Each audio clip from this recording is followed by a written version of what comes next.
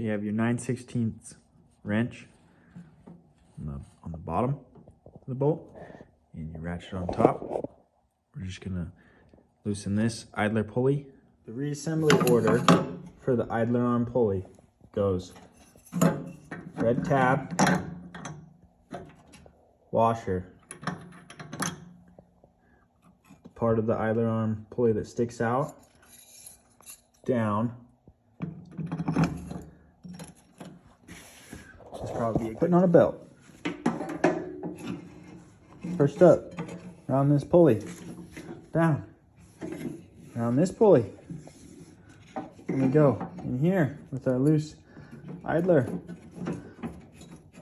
And we finagle it into there. Push this up here. Okay, then we go in between these into this loose idler. Boom. That right there is how you route a belt on a Troy Bilt lawnmower. The thing you want to check is this hook.